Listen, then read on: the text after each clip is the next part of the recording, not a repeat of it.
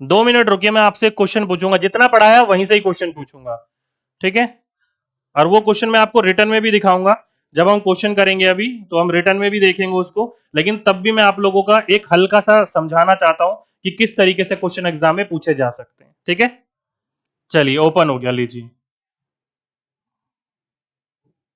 चलिए क्वेश्चन देखो ये है, क्वेश्चन ये है, सुनना क्वेश्चन को ध्यान से सुनना आराम से। क्वेश्चन ये है कि खरीफ की फसलों को किस प्रकार के मौसम की आवश्यकता होती है। मैंने क्या बोला, खरीफ की फसलों को किस प्रकार के मौसम की आवश्यकता होती है। चार ऑप्शन ध्यान से सुनिएगा, उष्ण और आर्द्र, उष्ण और शुष्क, शीत और आर्द्र, शीत और शुष्क। जल्दी से मुझे बताइए, मैंने आपको बोला कि खरीफ के फसलों को किस प्रकार के मौसम की आवश्यकता होती है। पहला उष्ण यानी गर्म और आर्द्र, साथ ही साथ में उष्ण और शुष्क, साथ ही साथ में शीत और आर्द्र या शीत और शुष्क। जल्दी से मुझे बताइए कौन सा बच्चा बताएगा, जल्दी से। बिल्कुल पूछा डियर मैंने आप लोगों से, मुझे जल्दी से बताइए खरीफ की फसलों को किस प्रकार का मौसम चाहिए होता है। एक बार मैं ऑप्शन दोबारा रिपीट करता हूं, ए बी सी, जिसको जो लगाना वो लगा लीजिएगा। ए ऑप्शन है उष्ण और आर्द्र, दूसरा ऑप्शन है उष्ण और शुष्क, तीसरा ऑप्शन है शीत और आर्द्र, और चौथा ऑप्शन है शीत और शुष्क। जल्दी से मुझे बताइए कौन सा बच्चा बताएगा इसका आंसर फटाफट। ए बी सी जो भी लगाना हो लगा सकते हो आप लोग।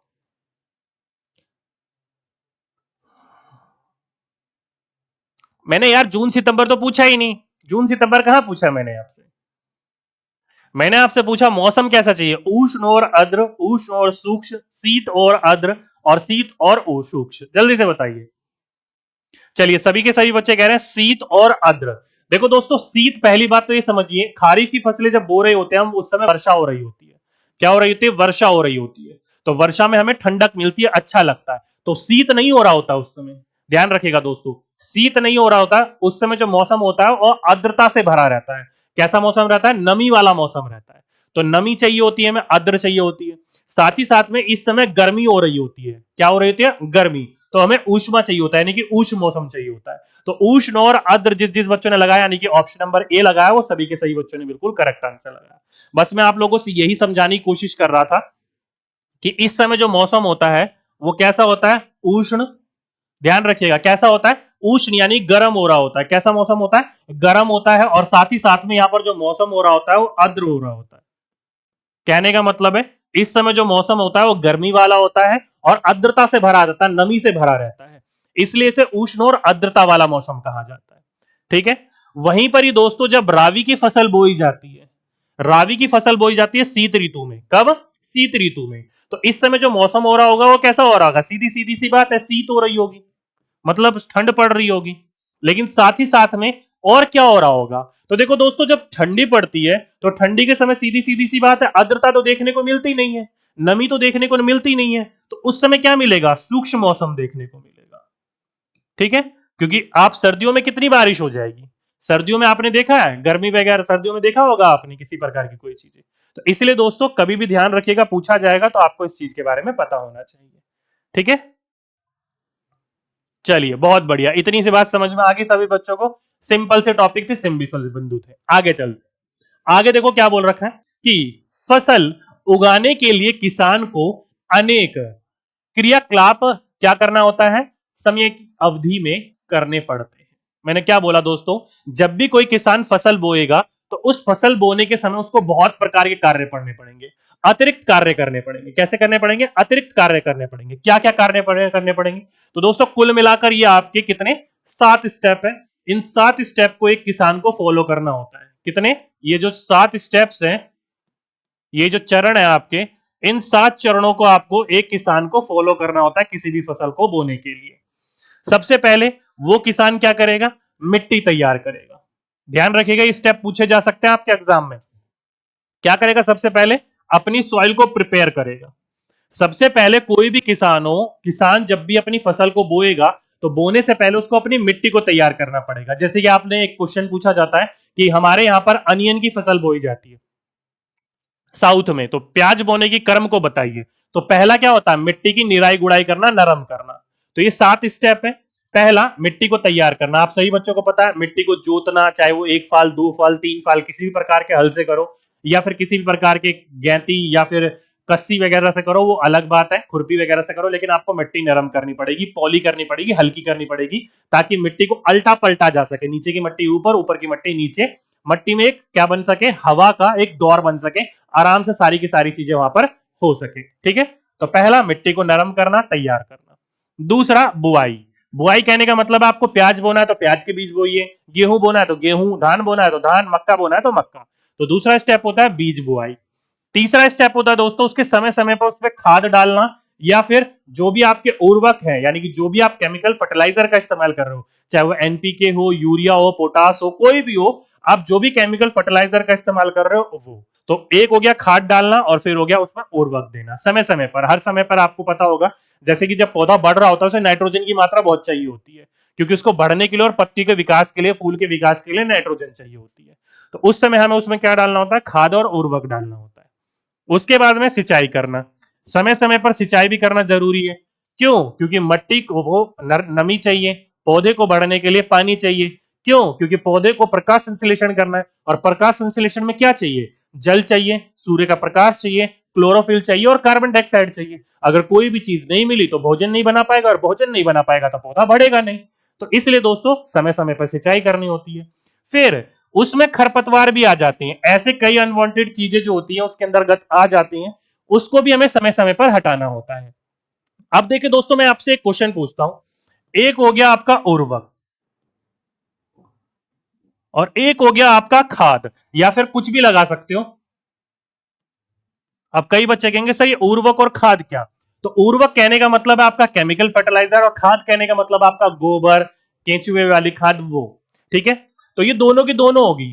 तो जब आप अपने खेत के अंतर्गत खाद का इस्तेमाल कर रहे हो या फिर उर्वरक का इस्तेमाल कर रहे हो, जो भी चीज का इस्तेमाल कर रहे हो, इसमें से किस स्थिति में दोस्तों सबसे ज्यादा खरपतवार उगेगी? इसमें से कौन सी स्थिति में सबसे ज्यादा खरपतवार उगेगी, जल्दी से मुझे बताइए। जो वीड्स आ जाते हैं, जो खरपतवार आ जाती हैं, वो किसके इस्तेमाल करने से सबसे ज्यादा खेत में उत्पन्न होगी? उर्वरक के इस्तेमाल करने से होगी, मतलब केमिकल फर्टिलाइजर के इस्तेमाल करने से होगी, या खाद के इस्तेमाल करने से होगी? जल्दी से मुझे बताइए। फसलों के लिए खाद अच्छी होती है, हाँ भाई, नो डाउट। फसलों के लिए खाद सबसे बेस्ट है, इससे बेस्ट और कुछ नहीं हो सकता। फसलों के लिए खाद बेस्ट है, इससे बेस्ट कुछ नहीं हो सकता। लेकिन मैंने क्वेश्चन आपसे पूछा दोस्तों, जब भी आप लोग पौधे के अंदर उर्वरक या केमिकल फर्टिलाइजर डालते हो या फिर खाद डालते हो, तो आपने देखा होगा उसमें अनवांटेड चीजें भी उग जाती हैं। ठीक है, तो किस मात्रा में, किस में सबसे ज्यादा खरपतवार उगेगी? एक बच्चा कह रहा सर उर्वरक में, और एक बच्चा कह रहा खाद में। इस बात को नोट डाउन कर लो दोस्तों, उर्वरक में सबसे ज्यादा खरपतवार उगती है, खाद में नहीं उगती है। खाद हमारे लिए बेनिफिशियल होता है, इसलिए तो खाद का इस्तेमाल करना चाहिए, मेहनत भी कम लगती है, और वहां पर जो लेबर होता है उसकी भी कॉस्ट कटिंग होती है। तो उर्वरक में यानी कि खरपतवार जो होता है वो सबसे ज्यादा उत्पन्न होता है, ध्यान रखिएगा इस बात का। ठीक है, अगला है कटाई। अब आप सभी बच्चों को पता है फसल एक समय के बाद तैयार हो जाएगी, तैयार हो जाएगी तो उसे काट कर हमें घर पर भी ले जाना है, तो कटाई आ गया। और फिर उसका भंडारण करना है। अब भंडारण करने के लिए आप बोरी में कसकर रख सकते हो, टैंक में रख सकते हो, आपने भंडारण गृह बना रखा होगा उसमें रख सकते हो, वो आपके ऊपर डिपेंड करता है। ठीक है, तो ये कुल मिलाकर आपके 7 स्टेप है, जिन 7 स्टेप के द्वारा जो एक किसान है वो अपनी खेती करता है। क्या करता है? खेती करता है। प्रिपरेशन सॉइल से शुरू करता है और स्टोरेज पे जाकर वो खत्म करता है। अगली बार आपके एग्जाम में पूछ लिया जाएगा कि एक किसान अपनी खेती को तैयार करने से और उसका फसल प्राप्त करने से किन किन चरणों से गुजरता है, नीचे दिए चरणों को क्रम में लगाइए। तो ये 7 चरण दे देगा आपको और क्रम में लगाने के लिए बोलेगा। तो मिट्टी तैयार करना, बुआई, खाद एवं उर्वरक देना, सिंचाई, खरपतवार की सुरक्षा, कटाई और भंडारण, ये 7 स्टेप है। इसके अलावा कोई स्टेप आप ध्यान रखने की जरूरत नहीं है। ठीक, उम्मीद करता हूं समझ गए होंगे सभी बच्चे। जल्दी से बताइए, समझ गए सभी बच्चे? समझ गए यहां तक? जल्दी से बताइए प्लीज दोस्तों, लाइक एंड शेयर बनता है। बिल्कुल दोस्तों, राधा किशन जी, अगर किसी बच्चे को ये टॉपिक, ये लेक्चर अच्छा लग रहा हो तो लाइक जरूर करें वीडियो को, और साथ ही साथ में शेयर जरूर करें। ठीक है, बिल्कुल। समझ में आ गया सभी बच्चों को? जल्दी से बताइए यहां तक।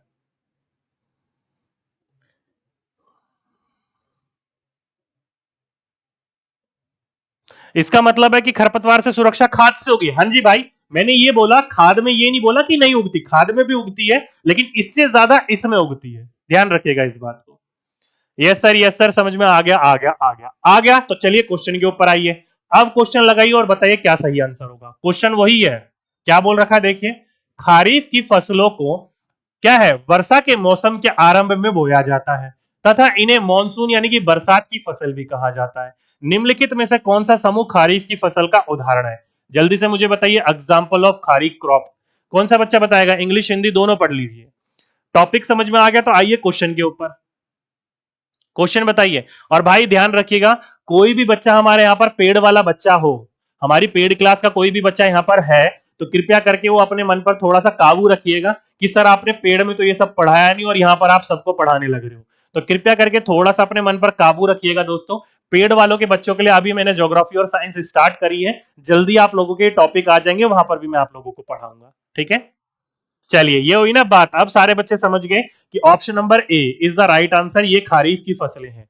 क्यों? क्योंकि गेहूं हो गया, सरसों हो गया, गेहूं हो गया, सरसों हो गया, ये जो मेन क्रॉप है दोस्तों ये रावी की फसलें ना कि खरीफ की है। तो जिस जिस बच्चों ने ऑप्शन नंबर ए लगाया वो बच्चों ने बिल्कुल करेक्ट आंसर लगाया। देखिए टॉपिक पढ़ने का ये फायदा हुआ, जो पहले आप गलत कर रहे थे अब आपका सही हो गया। चलिए आगे चलते हैं, अगला क्वेश्चन लगाइए भाई इसका आंसर। क्या बोला है कि निम्नलिखित में से कौन सा एक खरीफ फसल नहीं है? अब जल्दी से मुझे बताइए कि which one of the following is not a kharif crop.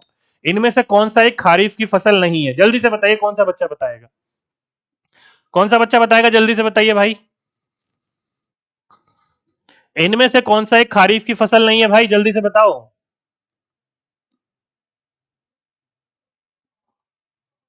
B, मक्का। एक बच्चा बोल रहा है कि ये सर, कहा गया?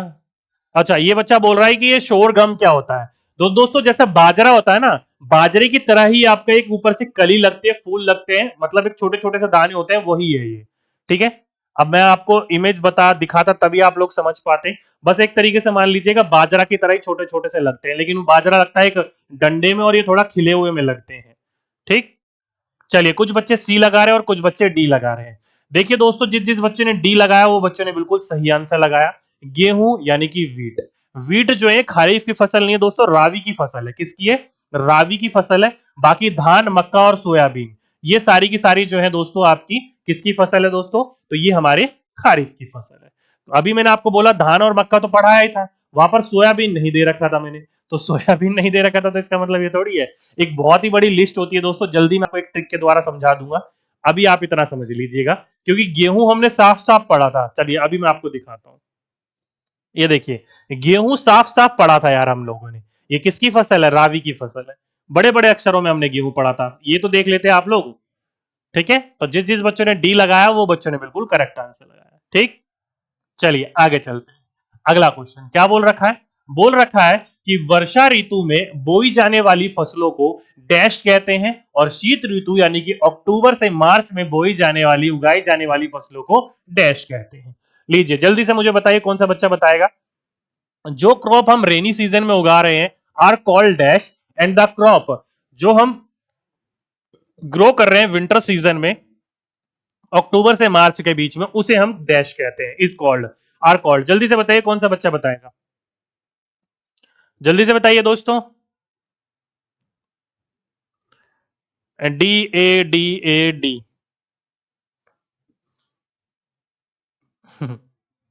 चलिए थर्ड का ए। देखिए दोस्तों, वर्षा ऋतु में जो हम लोग उगाते हैं उसमें हम बोलते हैं उसको खरीफ की फसलें, अभी अभी हमने पढ़ा था दोस्तों। और जो हम लोग शीत ऋतु में उगाते हैं उसे हम बोलते हैं रावी की फसल। तो option number A is the right answer. जिस जिस बच्चों ने ए लगाया वो बच्चों ने बिल्कुल करेक्ट और बिल्कुल राइट आंसर लगाया। हाँ जी, ए इज द राइट आंसर। ये मत लगा दीजिएगा रावी और खरीफ, पहले जो पूछा उसने पहले वही लगाइएगा। पहले उसने पूछा वर्षा ऋतु वाला, तो वर्षा ऋतु वाला ये है और शीत ऋतु वाला ये है, उल्टा मत करिएगा। ठीक, चलिए आगे चलते हैं। अगला क्वेश्चन क्या बोल रखा है? अगला क्वेश्चन बोल रखा है कि रावी की फसल डैश तक बोई जाती है। तो जल्दी से मुझे बताइए, रावी की क्रॉप होती है वो कब से कब तक बोई जाती है? अभी हमने बोला दोस्तों, रावी की फसल वो फसलें होती है जो हम शीत ऋतु में बोते हैं, ठंड में बोते हैं। तो ठंड की फसल कब होती है? अप्रैल से नवंबर, सितंबर से अक्टूबर, दिसंबर से फरवरी, या फिर अक्टूबर से दिसंबर। जल्दी से मुझे बताइए कौन सा बच्चा बताया? इंग्लिश वाले इंग्लिश में भी देख लो भाई, जल्दी से बताइए फटाफट दोस्तों, तेजी से। बिल्कुल, जिस जिस बच्चों ने इसका डी लगाया वो बच्चों ने बिल्कुल सही आंसर लगाया। अक्टूबर से दिसंबर लिखा हो या मार्च लिखा हो, घबराने की जरूरत नहीं है किसी भी बच्चों को। ध्यान रखिएगा दोस्तों, दोनों बात सेम ही है आपका। अक्टूबर से दिसंबर जो होता है ये मेन ठंड होती है, उसके बाद धीरे धीरे ठंड कम हो रही होती है। तो जिस जिस बच्चों ने ऑप्शन नंबर डी लगाया वो सभी के सही बच्चों ने बिल्कुल करेक्ट और बिल्कुल राइट आंसर लगाया। ठीक है, हाँ जी, चलिए आगे चलते हैं। अगला क्वेश्चन क्या बोल रखा है? बोल रखा है कि खरीफ फसलों को किस प्रकार के मौसम की आवश्यकता होती है? What type of weather is required by kharif फसल? तो जल्दी से मुझे बताइए, खरीफ की फसलों को किस प्रकार के मौसम की आवश्यकता होती है? जब मैं पढ़ा रहा था उस समय मैंने आप लोगों को समझाया था, यही क्वेश्चन मैं आप लोगों से पूछ रहा था। तो जिस जिस बच्चों ने इसका क्या लगाया जल्दी बताइए, अब तो ऑप्शन आपके सामने है। इंग्लिश वाले इंग्लिश भी देख लीजिए, ऑप्शन लोगों आप लोगों के सामने है, जल्दी से बताइए कौन सा बच्चा बताएगा, तेजी नाल दोस्तों। अक्टूबर से दिसंबर, अरे वो तो गया दोस्त, ये वाला बताओ ना। चलिए A option, A option, A option, A option, A बिल्कुल दोस्तों, गर्म मौसम चाहिए और साथ ही साथ में ह्यूमिडिटी वाला मौसम चाहिए, तो उष्ण और आर्द्र मौसम चाहिए। तो जिस जिस बच्चों ने ऑप्शन नंबर ए लगाया वो बच्चों ने बिल्कुल करेक्ट आंसर लगाया, क्योंकि इस समय गर्मी हो रही होती है और बरसात के कारण हमारे यहाँ पर नमी बनी रहती है। तो इस वजह से ऑप्शन नंबर जिस जिस बच्चों ने फर्स्ट लगाया वो बच्चों ने बिल्कुल करेक्ट और बिल्कुल राइट आंसर लगाया। ठीक है, चलिए आगे चलते हैं। अगला क्वेश्चन देखिए दोस्तों, अगला क्वेश्चन क्या बोल रखा है? बोल रखा है कि उर्वरकों की अपेक्षा खेतों में खाद का उपयोग करने की सलाह दी जाती है, क्योंकि अब देखो दोस्तों, कई बच्चे कहेंगे सर आपने खाद वाला टॉपिक तो पढ़ाया ही नहीं, आपने तो केवल फसल वाला पढ़ाया, तो ये वाला टॉपिक आप क्वेश्चन क्यों पूछ रहे हो? पूछा गया है कि उर्वरकों की अपेक्षा खेतों में खाद का उपयोग करने की सलाह दी जाती है। ये तो बिल्कुल ठीक है यार, जो भी हमारे केमिकल फर्टिलाइजर होते हैं उसकी जगह हम लोग मैन्योर या फिर जैविक खाद हम उसका इस्तेमाल करने की सलाह देते हैं। क्यों देते हैं? तो ये तीन चार ऑप्शन है और ये तीन चार ऑप्शन है, तो आप लोग पहले इसको पढ़ो और इसका आंसर देने का प्रयास करो। कौन सा बच्चा इसका प्रयास करेगा आंसर देने का? बिल्कुल, इसका आंसर पढ़ो और इसका आंसर देने का प्रयास करो। कौन सा बच्चा देगा इसका आंसर? अच्छा, इंग्लिश वाले भाई लो ना यार, इंग्लिश वाले पढ़ लो, इंग्लिश में टेंशन मत लिया करो। चलिए, कई बच्चे देखो इसका आंसर क्या कह रहे हैं, ऑप्शन नंबर बी कह रहे हैं, और कई बच्चे क्या कह रहे हैं इसका, ऑप्शन नंबर ए कह रहे हैं। अब देखिए दोस्तों, उर्वरक और खाद के बारे में बोला गया है, तो हमने अभी उर्वरक और खाद के बारे में पढ़ा नहीं, इसलिए कई बच्चे इसका आंसर ऑप्शन सेकंड लगा रहे हैं और कई बच्चे इसका ऑप्शन नंबर ए लगा रहे हैं, फर्स्ट लगा रहे हैं। सोचिए मत, तुक्का नहीं लगाना, पढ़ेंगे। चलिए पहले इस टॉपिक को पढ़ लेते हैं, देन फिर इस क्वेश्चन पे आएंगे और आप लोग इसका आंसर खुद सही लगाओगे। आइए पहले टॉपिक पढ़ लेते हैं। तो टॉपिक क्या है दोस्तों? खाद एवं उर्वरक, यानी कि हम क्या मिला रहे हैं, एडिंग कर रहे हैं मैन्योर एंड फर्टिलाइजर्स। आप सही बच्चों को पता होगा दोस्तों, क्या पता होगा कि वह पदार्थ जिन्हें हम मिट्टी में पोषण स्तर बनाए रखने के लिए या फिर बढ़ाने के लिए मिलाते हैं मिट्टी में, उसे हम लोग क्या कहते हैं, खाद कहते हैं। आप सही बच्चों को मैंने क्या बोला, मैंने आपको बोला कि चाहे आप मेन्योर मिला लो, जैविक खाद, या फिर आप केमिकल फर्टिलाइजर मिला लो, किस चीज के लिए, हेल्थी ग्रोथ के लिए, किसकी, प्लांट्स की। किस में मिलाते हैं हम? तो ये मिलाते हैं मट्टी में। तो ये जो भी चीज आप मिला रहे हो इसी को हम क्या कहते हैं, मेन्योर या फिर आपका फर्टिलाइजर कहते हैं। अब कई बच्चे कहेंगे सर खाद या फिर उर्वरक ये दोनों है क्या? तो दोस्तों अगर सिंपल शब्द में समझाना चाहूं तो दोनों चीज एक ही है पौधे की ग्रोथ करने के लिए। बस एक ये है कि मैन मेड है, फैक्ट्रियों में बनाया जाता है, और एक नेचुरल तरीके से बनाया जाता है खेतों में। दोनों में डिफरेंस क्या है अभी हम पढ़ेंगे, लेकिन इसकी जरूरत क्या पड़ती है पहले ये पढ़ लो। देखिए लिखा है कि उर्वरक यानी कि फर्टिलाइजर जो होता है वो रासायनिक पदार्थ है। क्या है? रासायनिक पदार्थ है, केमिकल फर्टिलाइजर है, केमिकली रूप से बनाए गए हैं फैक्ट्रियों में, ठीक, जो विशेष पोषकों से क्या होते हैं, समृद्ध होते हैं। इनके अंतर्गत विशेष पोषक होते हैं, नाइट्रोजन की मात्रा होती है, फास्फोरस की मात्रा होती है, जो भी पौधे को चाहिए होती है वो सारी की सारी मात्रा यहाँ पर भरपूर रूप में होती है। ठीक है, वह खाद से कैसे भिन्न है, ये वाला भी प्रश्न बहुत इंपॉर्टेंट है कि उर्वरक जो है वो खाद से भिन्न है, तो कैसे भिन्न है। ध्यान रखिएगा दोस्तों, उर्वरक का उत्पादन फैक्ट्रियों में, किसमें, फैक्ट्रियों में किया जाता है, और उर्वरक के कुछ उदाहरण जो है वो ये है, यूरिया हो गया, एमोनिया हो गया, सल्फेट हो गया, आपका सुपर फॉस्फेट हो गया, पोटाश हो गया, एनपीके हो गया। एनपीके तो आप सही बच्चों को पता होगा, 19 19 19 ऐसे करके आते हैं। तो एनपीके हो गया जिसकी फुल फॉर्म होती है नाइट्रोजन, फॉस्फोरस एंड पोटेशियम। ये कुछ ऐसे हमारे उर्वरक यानी कि फर्टिलाइजर हैं जो कि फैक्ट्रियों में तैयार किए जाते हैं। तो अगली बार आपसे पूछा जाएगा कि उर्वरक कौन कौन से होते हैं, फर्टिलाइजर कौन कौन से होते हैं, तो यूरिया, आपका ammonia, sulphate, superphosphate, potash, NPK यानी कि नाइट्रोजन, फॉस्फोरस एंड पोटाशियम, ये सारे के सारे हमारे फर्टिलाइजर हैं यानी कि केमिकल, जो उर्वरक हमारे फैक्ट्रियों में तैयार किए जाते हैं। ठीक। अब देखिए दोस्तों, आप सभी बच्चों को पता होगा इन सभी का उपयोग जो होता है वो किस लिए किया जाता है, तो इन सभी का उपयोग किसानों को गेहूं, धान तथा मक्का, जो मेन मेन फसलें हैं जिन्हें किसान जो होता है वो सबसे ज्यादा उगाता है, और किस चीज के लिए, अपने खाने के लिए भी और बेचकर पैसा कमाने के लिए भी। ठीक है, तो किसान जो होता है गेहूं, धान और मक्का, कहीं पर भी चले जाओ ये तीन फसलें प्रमुख है। जैसे हम नॉर्थ में जाते हैं, यूपी वगैरह में, बिहार वगैरह में, तो गेहूं, मक्का और आपका धान यही बार बार रोटेट हो रहा होता है, क्योंकि ये जो होता है पैसा कमाने वाली फसल हो जाती है एक तरीके से। ठीक है, किसान को ऐसा लगता है इसमें ज्यादा लाभ है। तो गेहूं, धान और मक्का जैसी फसलें जो होती है, इनकी अच्छी उपज प्राप्त करने के लिए ये जो हमें सहायता करती है। तो अगली बार आपसे पूछा जाएगा जो भी केमिकल फर्टिलाइजर है उसका इस्तेमाल करते हैं मुख्य रूप से किन फसलों में, तो मुख्य रूप से हम इन तीन फसलों में, गेहूं, धान और मक्का, इन तीन फसलों में बहुत ज्यादा बड़े पैमाने पर इस्तेमाल करते हैं। आप लोग अपना देख लीजिए अपने स्टेट में, इस चीजों का बहुत ज्यादा इस्तेमाल देखने को मिलेगा आपको, इन चीजों को बढ़ोतरी करने के लिए, बढ़ाने के लिए। ठीक है, ध्यान रखिएगा। सर मैथ्स की पेडागोजी और सीडीपी की पेडागोजी नहीं मिल रही है, अच्छा पीडीएफ नहीं मिल रहा है, ठीक है डियर, मैं एक बार चेक कर लूंगा क्या दिक्कत आ रही है। ठीक, हाँ जी, आप अपने एरिया में देख लीजिए, ध्यान रखिएगा। लेकिन दोस्तों, अगर आप इन केमिकल फर्टिलाइजरों का, उर्वरकों का अत्यधिक उपयोग करोगे तो इससे क्या होगा, मिट्टी की जो उर्वरकता शक्ति है यानी कि उपज वाले करने वाली शक्ति है, वो क्या हो जाएगी, उसके अंदर कमी आ जाएगी। और एक ही प्रकार की बार बार फसल बोते रहोगे तो धीरे धीरे धीरे धीरे जमीन क्या हो जाएगी, बंजर हो जाएगी, जमीन क्या हो जाएगी, नाश हो जाएगी। और साथ ही साथ में ये जो केमिकल फर्टिलाइजर होते हैं वो जल प्रदूषण का भी कार्य करते हैं, ये इनका भी स्रोत बनता है। आप कई बच्चे कहेंगे सर जल प्रदूषण का कैसे, तो आप सही बच्चों को पता है दोस्तों, हमने खेत में डाला केमिकल, केमिकल के साथ डाल दिया हमने पानी, और खेत के आसपास क्या है, खेत के आसपास मान लो नहर है, नहर में वो पानी बहकर जाएगा, मिल गया नहर में पानी, या फिर जमीन जो पानी सोख रही है, क्योंकि सारा पानी जाएगा कहां, जमीन के अंदर, जमीन के साथ साथ केमिकल भी वो सोख रही है, और जमीन के अंदर है क्या, पानी है। तो इसलिए दोस्तों जो जल प्रदूषण का कार्य बनता है वो ये कार्य भी बनता है, ये उर्वरक जो इस्तेमाल कर रहे हैं ये भी केमिकल आपका जल प्रदूषण का स्रोत बनता है। साथ ही साथ में दोस्तों जिन फैक्ट्रियों में इनको बनाया जा रहा है उन फैक्ट्रियों में भी किस तरीके से बनाया जा रहा है, पानी का उपयोग तो हो रहा होगा ना, तो वो गंदा जो पानी निकल रहा है कहां जा रहा है, नदी नाला तालाब वगैरह में ही जा रहे हैं, तो वहां से भी जल प्रदूषण फैल रहा है। तो पूछा जाए किस कारण होता है, तो इस कारण जल प्रदूषण भी बनता है।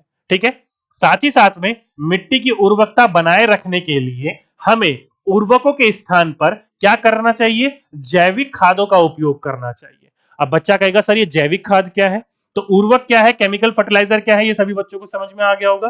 तो अब जैविक खाद समझ लीजिए। जैविक खाद क्या होता है दोस्तों, आप सभी बच्चों को पता है कि अथवा दो फसलों के बीच में खेत को कुछ समय के लिए बिना कुछ उगाए छोड़ देना चाहिए। दो चीजें समझिएगा, पहला हमें बोला कि इन उर्वरकों की जगह हमें जैविक खाद का इस्तेमाल करना चाहिए। जैविक खाद का कैसे, फॉर एग्जांपल के बहुत तरीके हैं, जैसे कि मानकर चलिए आप एक, मान लो एक खेत के अंदर, एक बीघे के अंदर आपको पानी छिड़काव करना है, 200 लीटर का ड्राम ले लो जो प्लास्टिक वाला आता है, उसमें आप गोबर डाल दो, गीला गोबर, 20 किलो गोबर डाल दो, गीला गोबर, उसमें पानी डाल दो, थोड़ा सा आप उसमें गोमूत्र डाल दो, थोड़ा सा उसमें आप चने का आटा डाल दो, और थोड़ा सा उसमें आप गुड़ डाल दो, और अच्छी तरीके से उसको घोल दो। क्या करो, अच्छी तरीके से उसको घोल दो, और 21 दिन तक रोज उसे अच्छी तरीके से घोलिए और 21 दिन तक रहने दीजिए। अब आपने पानी जितना लिया है, मान लो अगर आपने 20 लीटर पानी लिया है तो उससे 10 गुना यानी कि 200 लीटर पानी उसमें मिक्स करो और उस पूरे के पूरे खेत में वो पानी डाल दो, पूरे के पूरे खेत में पानी डाल दो, वो जैविक खाद का काम करेगी। क्या करेगी, वो जैविक का खाद का काम करेगी। या फिर ये थोड़ा डिटेल में हो गया, आप उससे भी अच्छा कर सकते हो, क्या, गोबर होता है ना, गोबर हम किसान क्या करते हैं, साइड में रख देते हैं, धीरे धीरे धीरे धीरे धीरे धीरे धीरे वो सूख जाता है, सूख कर खाद बन जाती है, उन खादों का हम अपने खेत में छिड़ाव कर देते हैं, तो किसान खुद तैयार कर रहा है इसको। या फिर जो खाद होते हैं उसके अंदर लाल केचुए हम डाल देते हैं, केचुए जो होता है अपने वजन के बराबर डेली खाते हैं और निकालते हैं, और वो जो निकाल रहे हैं वो क्या कहलाता है, वर्मी कंपोस्ट होता है, तो वर्मी कंपोस्ट कर रहा है काम। तो इसलिए दोस्तों हम जैविक खाद का इस्तेमाल करने की सलाह देते हैं, क्योंकि ना ही इससे जल प्रदूषण होता है, ना ही इससे मिट्टी की जो उपज होती है वो कम होती है, बल्कि मिट्टी की उपज और ज्यादा बढ़ती है। इसलिए कहा जाता है जितना मदर नेचर को हम देंगे उतना ही मदर नेचर हमें वापस करेगा। ठीक, ध्यान रखिएगा इस बात को। ठीक, साथ ही साथ में बोला गया है कि दोस्तों जब भी आप दो फसल उगा रहे हो, जैसे कि राबी और खरीफ की फसल हो गई, बीच में हम कई इलाकों में जायद की फसलें भी ले लेते हैं, लेकिन बीच में दोस्तों हमें थोड़ा सा जगह रखनी चाहिए, गैप रखनी चाहिए, क्योंकि कब तक आप मिट्टी को परेशान करते रहोगे। एक काम खत्म हुआ नहीं, दूसरा काम आपने ले लिया। मिट्टी को बिजी नहीं रखना, मिट्टी को थोड़े दिनों तक आराम भी करने के लिए देना है। तो इसलिए दोस्तों मिट्टी को हमें आराम भी करने देना चाहिए। ठीक है, चलिए यहां तक समझ गए, जल्दी से बताइए मुझे फटाफट। यहां तक सभी बच्चे समझ गए, जल्दी से बताइए।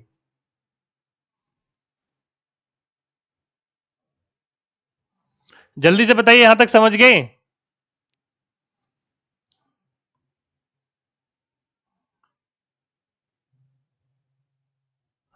चलिए, yes sir, yes sir, yes sir. Soni Bhaskar कह रही है अच्छे से पढ़ लो बिना हाय हेलो करे वालो।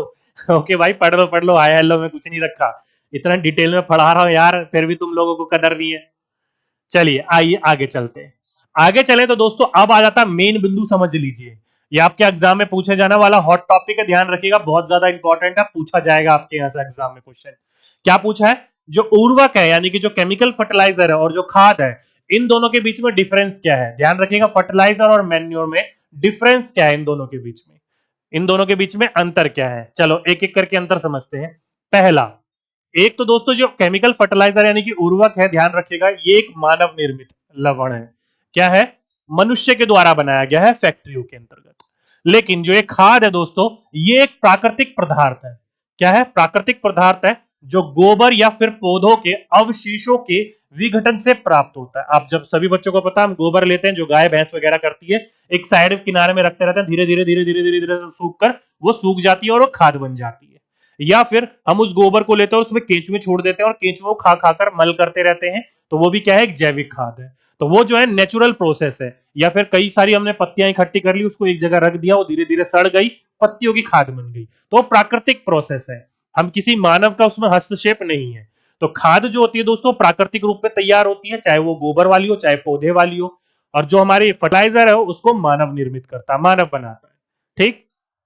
अगला बिंदु, उर्वरक जो होता है, ध्यान रखिएगा, उसका उत्पादक जो होता है वो फैक्ट्रियों में होता है। कहां होता है? फैक्ट्रियों में। लेकिन खाद का जो उत्पादन होता है वो किसानों के खेतों में बनाई जाती है। कहां बनाई जाती है? किसानों के खेतों में बनाई जाती है। साथ ही साथ में दोस्तों ये जो उर्वरक है, ध्यान रखिएगा, ये मिट्टी की जो ह्यूमस है यानी कि जो ह्यूमिडिटी है, जो उसकी एक तरीके से मान लीजिएगा सारी चीजों को एब्जॉर्ब करने की ताकत है, उसको धीरे धीरे धीरे धीरे धीरे धीरे क्या करता है? खत्म कर देता है। तो ह्यूमस की मात्रा खत्म कर देता है। लेकिन खाद जो है वो मिट्टी में ह्यूमस की मात्रा को प्रचुर मात्रा में बढ़ाता है। किसमें? और ज्यादा और ज्यादा और ज्यादा वो बढ़ाता ही रहता है, घटाता नहीं है। केमिकल फर्टिलाइजर की तरह ये बढ़ाता ही रहता है। वहीं पर ही जो केमिकल फर्टिलाइजर होते हैं दोस्तों, ये पदप या पौधे जैसे कि नाइट्रोजन, फास्फोरस या पोटाशियम, इसमें जो होती है वो प्रचुर मात्रा में पाई जाती है। केमिकल बनाया गया है इसी चीज के लिए, एनपीके के लिए, तो इनमें प्रचुर मात्रा में होती है। लेकिन वही खाद के पदप में बात करी जाए इसके तुलनात्मक रूप में, तो इनमें कम होती है। क्या होती है? कम होती है। तो ध्यान रखिएगा, पूछा जाएगा आपसे तो आपको इन चीजों के बारे में पता होना चाहिए। ठीक, समझ गए सही बच्चे? जल्दी से मुझे बताइए, उर्वरक और एक खाद के बीच में क्या डिफरेंस है, इन दोनों के बीच में क्या अंतर है? समझ गए सही बच्चे? जल्दी से बताओ। एक बच्चा बोल रहा है सर मैथ्स पेडागोजी कब होती है? अरे डियर, रात में 8 बजे होती है मैथ्स पेडागोजी, ध्यान रख लीजिए। शिवम सर के द्वारा रात में 8 बजे मैथ्स पेडागोजी ली जाती है। अगर कोई बच्चा नहीं पढ़ता तो पढ़ लो रात के 8 बजे। ठीक, बिल्कुल समझ गए सही बच्चे? आगे चलते हैं। आगे चले दोस्तों तो ध्यान रखिएगा, खाद के लाभ। अभी हमने पढ़ लिया कि केमिकल फर्टिलाइजर और आपके खाद, इन दोनों के अंतर्गत क्या अंतर है। मेन प्रोबेबली हमने अभी ये पढ़ा कि ज्यादातर जो खाद है वो देखा जाए तो बेनिफिशियल वाली बात है, तो इसलिए हमें खेतों में ज्यादातर इस्तेमाल करना चाहिए खादों का। अब खाद का इस्तेमाल अगर आप लोग करोगे तो उसके लाभ क्या है, तो लिख लीजिए। ये आपका 2022 और 23 में क्वेश्चन पूछा गया था यहां पर, और एक नहीं दो दो क्वेश्चन पूछे गए थे। ठीक है, इस बार लेटेस्ट एग्जाम में। तो ध्यान रखिएगा दोस्तों, जैविक खाद जो होती है वो केमिकल यानी कि उर्वरकों की अपेक्षा अधिक अच्छी मानी जाती है। क्यों? क्योंकि इसके कुछ मुख्य कारण है। क्या मुख्य कारण है, क्या है इसके पीछे बेटर, आइए समझते हैं। पहला बिंदु, इससे मिट्टी की जो जल धारण क्षमता है उसमें वृद्धि होती है। आप सही बच्चों को पता है दोस्तों, खाद जो होता है दोस्तों पॉली होती है, हल्की होती है। जैसे रेत हल्की होती है, रेत के अंदर पानी डालते हो तो रेत सोख लेती है ना, ठीक है। उसी प्रकार से जो खाद होती है ये मिट्टी को हल्की बनाती है, और जब ये हल्की बनाएगी, जब इसके अंदर आप पानी डालोगे तो पानी जल्दी वो सक कर लेगी, सोख लेगी। तो पानी धारण करने की क्षमता इसके अंतर्गत अच्छी होती है।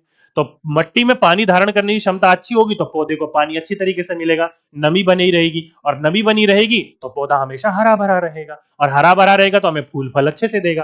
तो इसलिए दोस्तों ये जो है खाद वो मिट्टी की जल धारण की यानी कि जल को ऑब्जॉर्व करके रखने की क्षमता को बढ़ाता है। ठीक। अगला, इससे मिट्टी भुरभुरी एवं क्या बनती है, आपका सिरदर्द बनती है, मतलब आपका पॉली होती है। ध्यान रखिएगा कैसी होती है, पॉली होती है, ध्यान रखिएगा। पूछा जाएगा आपसे तो आपको पता होना चाहिए, इससे मिट्टी जो होती है वो भुरभुरी होती है और साथ ही साथ में हल्की होती है, पॉली होती है, जिसके कारण जो हवा है, पानी है और अन्य प्रकार की जो रासायनिक प्रक्रियाएं होती है वो मिट्टी के अंतर्गत इजिली चली जाती हैं और पौधे को पोषण तत्व मिल जाते हैं। तो इसलिए इससे मिट्टी भुरभुरी और हल्की बनती है, जिसके कारण जो गैस का विनिमय होता है। किसी टॉपर से पूछा जाए कि पढ़ाई की शुरुआत कहां से की जाए तो उनका जवाब होता है एनसीईआरटी से। इसलिए इससे मिट्टी भुरभुरी और हल्की बनती है, जिसके कारण जो गैस का विनिमय होता है वो सरलता से हो पाता है पौधे और मिट्टी के बीच में। ठीक। साथ ही साथ में इससे जो मित्र जीवाणु होते हैं की संख्या में वृद्धि हो जाती है। आप जल्दी से मुझे बताइए, किसान के जो मित्र जीवाणु हैं वो कौन कौन से हैं? एक क्वेश्चन मैं आप लोगों से पूछ रहा हूं, जल्दी से मुझे बताइए। एक बच्चा बोल रहा है सर एनपीके में नाइट्रोजन में 45, पोटाशियम में 54 और फॉस्फोरस में आपका 98% होता था। बिल्कुल दोस्तों आपने सही कहा। मेन क्वेश्चन नाइट्रोजन का याद रखना है, नाइट्रोजन पौधे के लिए बहुत जरूरी है। कई बार आपके एग्जाम में पूछा जा चुका है कि नाइट्रोजन में कितनी मात्रा होती है, तो 45% होती है। ठीक है।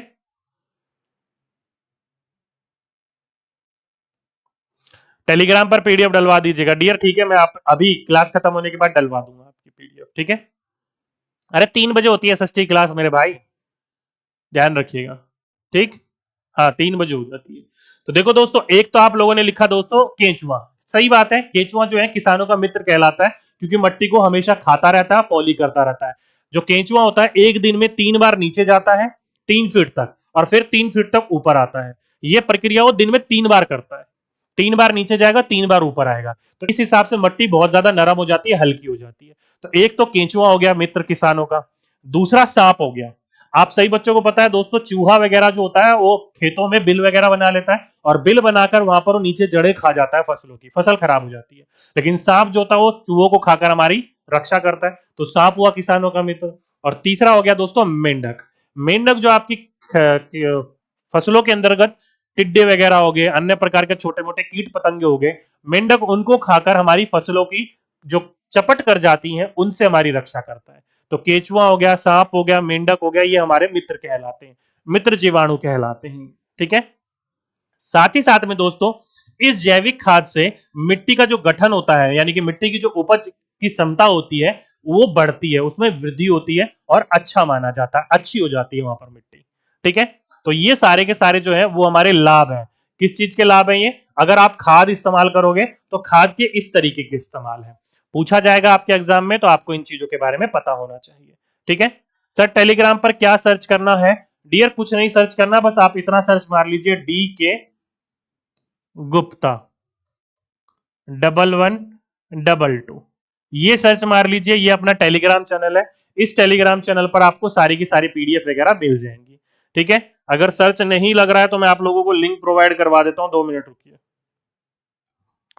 2 मिनट रुको, मैं आपको एक लिंक प्रोवाइड करवा रहा हूं, उस लिंक से आप डायरेक्टली हमारे टेलीग्राम पर जा सकते हो।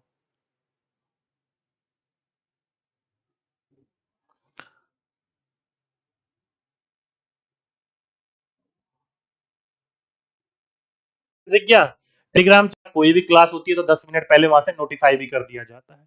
ठीक है। चलिए जल्दी से मुझे बताइए, सारी की सारी चीजें समझ में आ गई आप सभी बच्चों को? सभी बच्चों को समझ में आ गया यहां तक? फटाफट बताओ यार, इतनी देरी थोड़ी लगनी चाहिए। यस सर, जी sir, yes sir, yes sir, yes sir. चलिए अब आते हैं क्वेश्चन के ऊपर।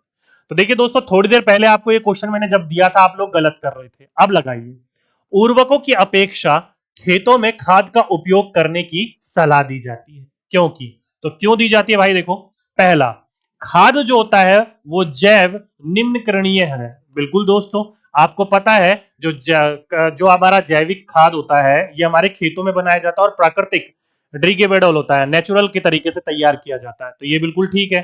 तो ए इसमें भी है, इसमें भी है, ये नहीं होगा तो ये हटा दो, ये हटा दो, ये दोनों के दोनों हट गए। अगला, खाद से एक प्रबल रासायनिक, अरे रासायनिक कहां इस्तेमाल, रासायनिक अभिक्रिया, ओके सही है, सही है, सही है, रासायनिक अभिक्रिया नहीं होती है।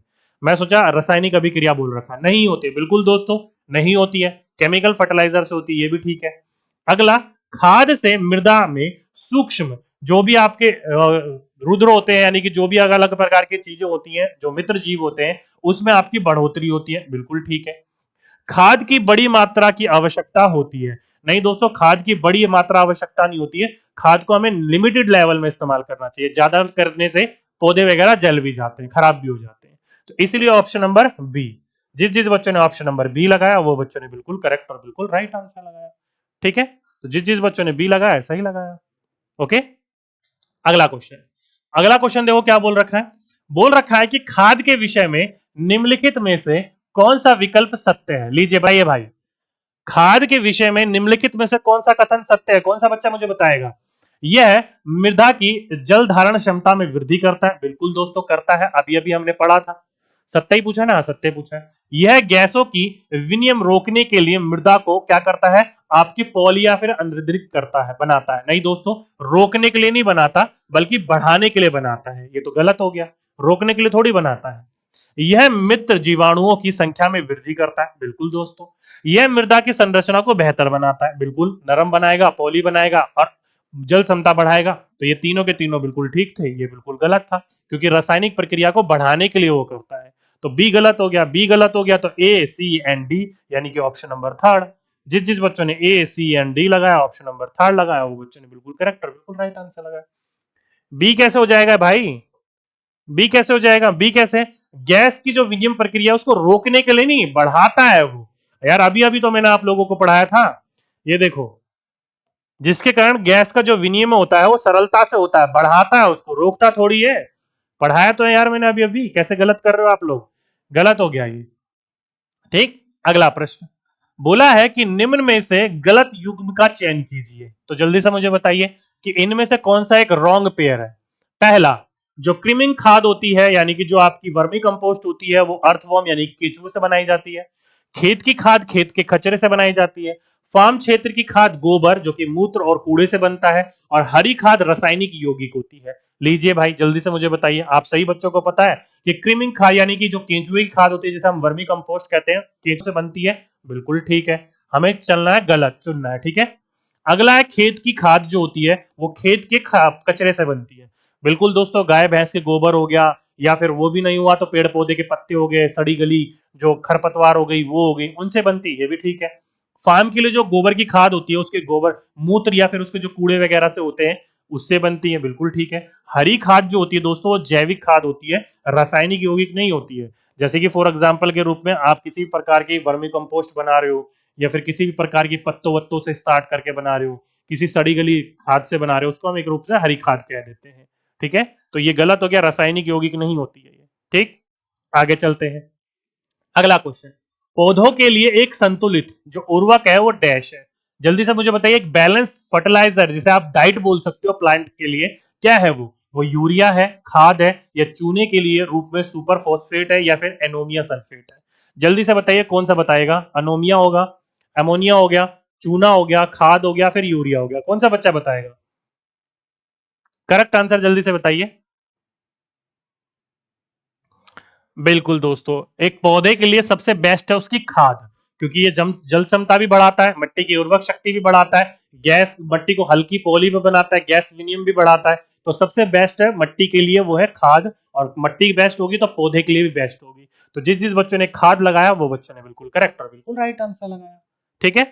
हाँ जी, चलिए अगला क्वेश्चन, पौधों के लिए एक यार ये तो रिपीट हो गया भाई, खाद ही तो होगा, रिपीट हो गया, चलिए कोई बात नहीं, रिपीट हो गया तो छोड़िए इसको, रिपीट कर दिया क्वेश्चन, ठीक है, चलिए कोई नहीं, ओके।